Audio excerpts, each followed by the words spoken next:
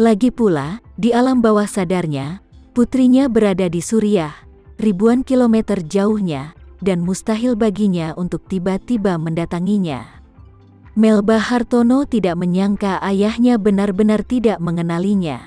Dia menatap Erik dari atas ke bawah, dan selain terkejut, dia juga memiliki beberapa petunjuk di matanya. Namun, Erik sama sekali tidak dalam mood seperti itu, dengan hati-hati mencoba mencari tahu makna di matanya. Melihat gadis di depannya menatapnya tetapi tidak berbicara, Erik Hartono tidak memiliki kesabaran untuk terus menghabiskan waktu di sini, dan langsung berkata, "Jika tidak ada yang salah, silakan pergi." Setelah selesai, dia langsung menutup pintu. Melba Hartono di luar pintu berdiri bodoh. Dia bahkan tidak memimpikannya. Ayah tidak bisa mengenalinya hanya dengan memakai topeng. Tidak hanya dia tidak mengenalinya, tetapi dia menutup pintu. Satu sisi daun menempel ke dinding saat ini tersenyum dan Tamarenza menatapnya dan berbisik, "Bagaimana?" Melba Hartono berkata, "Masalah besar yang ingin aku undang untuk makan malam di malam hari." Tamarenza meletakkan tangannya melambai, "Aku tidak bisa melakukannya malam ini. Aku harus pulang malam ini. Istriku masih menungguku di rumah." Melba bertanya dengan heran, "Kamu sudah menikah?" Tamarenza mengangguk, "Aku telah menikah selama 4 tahun. Melba tiba-tiba merasakan sesuatu di hatinya. Itu kosong, tetapi dia menyesuaikannya dengan cepat dan berkata, "Baiklah, aku akan membicarakan tentang makanannya di lain hari. Bagaimanapun, aku akan tinggal di Jakarta untuk bekerja untukmu di masa depan, dan aku dapat menghormati taruhannya kapan saja." Tamarenza sedikit tersenyum, "Oke, ingat makanan ini dulu." Setelah itu, dia menunjuk ke pintu kantor Erik Hartono, dan tersenyum, "Maukah kamu memberi ayahmu kesempatan lagi?" Melba mengangkat tangannya sedikit dengan jengkel dan mengetuk pintu lagi. Dia jelas gelisah di dalam. Dia membuka pintu dengan sedikit cemberut. Melihat bahwa itu adalah gadis itu, dia bertanya, "Ada apa denganmu?" Melba menginjak kakinya, langsung melepas topengnya, dan berseru, "Tuan Erik, kamu bahkan tidak mengenali putri kandungmu lagi." Ketika Erik mendengar kata-kata Melba Hartono, dia terkejut. Ketika dia melihat wajah Melba Hartono, dia berteriak ngeri, "Melba, benar-benar kamu." Meskipun Melba berdiri di depannya, jauh di lubuk hatinya, Erik masih tidak percaya bahwa wanita di depannya benar-benar dia, anak perempuannya. Sebab, di dalam hatinya, ia sangat yakin bahwa putrinya pasti masih berada di Suriah sekarang. Tidak ada kemungkinan dia akan tiba-tiba muncul di depannya. Terutama sejak dia baru saja berbicara dengan Tamarenza, bahkan Tamarenza belum melihatnya sekarang. Selain itu, Amerika Serikat belum mengirim siapapun untuk menyelamatkan, sehingga angkatan bersenjata oposisi Suriah yang telah menahan putrinya tidak memiliki kesempatan untuk melepaskannya kembali. 10.000 langkah mundur, bahkan jika kaum reaksioner Suriah benar. Dia sangat berbelas kasih sehingga dia tidak bisa muncul di Jakarta secepat itu. Oleh karena itu, pada saat ini, dia mengira itu adalah gangguan waktu, dan seluruh orang berada dalam kabut, dan dia tidak tahu bagaimana menanggapinya. Lihat Melba ketika dia tiba sangat bersemangat dan sangat bersyukur, tetapi tidak tahu mengapa, setelah ayah tidak mengenalinya, dia tiba-tiba merasa sedikit tidak bahagia. Jadi dia memandang Erik dengan antusias dan mengeluh, "Aku adalah orang yang hidup berdiri di depanmu, apakah kamu belum percaya kepadaku?" Erik Hartono buru-buru berkata, "Percaya, aku percaya. Begitulah caramu datang ke Jakarta." "Tidak mungkin." Melba menggelengkan kepalanya tak berdaya dan menoleh ke arah dinding sambil menunjuk. Tamarenza berkata pada ayahnya, "Di sini, bagaimana aku bisa sampai ke Jakarta?" "Kamu akan tahu jika kamu bertanya padanya." Erik berdiri di balik kusen pintu dan tidak tahu sama sekali. Ada seseorang yang tersembunyi di dekat tembok di luar pintu. Dia buru-buru melihat keluar. Itu adalah Tama Renza yang kebetulan telah melepas topengnya dan menghadapinya. Tama Renza melihat mata Deik. Dengan mata penuh keterkejutan dan kebingungan, dia tersenyum dan melambaikan tangannya, berkata, "Hai, Paman."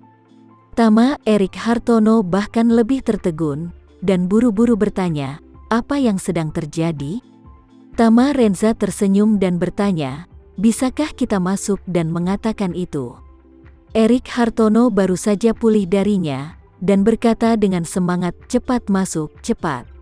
Tama Renza dan Melba memasuki kantor Erik Hartono bersama. Erik membawa Melba dan duduk di sofa bersamanya. Tama Renza mengguncang topeng di tangannya dan menertawakan dirinya sendiri, "Sepertinya benda ini milikku." "Percuma saja," Erik berkata dengan tidak sabar. "Oh, kamu bisa memberitahuku apa yang sedang terjadi? Bukankah kamu baru saja mengatakan bahwa kamu berada di Suriah? Kalian berdua berbohong padaku." Tama Renza tertawa dan berkata, "Tidak. Aku ingin memberimu kejutan." Erik Hartono berkata dengan cepat, "Kejutannya memang sebuah kejutan. Ini kejutan yang bagus." Dia buru-buru bertanya, "Katakan padaku, bagaimana kamu bisa kembali dalam waktu yang begitu singkat? Apakah prosesnya berjalan lancar?" Tama Renza tersenyum dan berkata, "Awalnya tidak mulus, tapi segera menjadi sangat mulus. Aku baru saja bertemu dengan komandan oposisi dan berteman dengannya." Menyegarkan, jadi dia melepaskan Melba Hartono. Erik Hartono buru-buru melihat ke arah Melba Hartono di samping, dan bertanya, "Melba, kamu tidak pernah dianiaya di sana, kan?" Melba Hartono menyesuaikan postur duduknya dan berkata dengan malu-malu, "Mereka mengunci kami di ruang bawah tanah dan benar-benar ingin membunuh kami pada awalnya. Tetapi untungnya, Tuan Tama Renza menyelamatkan kami tepat waktu. Jika tidak, kami akan dieksekusi satu persatu." Erik Hartono sangat berterima kasih. Tama Renza berkata, "Tama, kamu membawa Melba kembali dengan selamat. Paman benar-benar telah berhutang nyawa padamu. Mulai sekarang, kehidupan Paman sepenuhnya adalah milikmu. Apa yang kamu ingin Paman lakukan? Paman akan berusaha memberikannya." Langit berdetak 5 tepukan guntur dan mengajariku pelajaran. Tama Renza buru-buru berkata, "Paman, itu hanya sedikit usaha, belum lagi kamu adalah teman baik ibuku, dan sudah seharusnya aku membantumu. Terima kasih juga telah baik terhadap ibuku sebelumnya."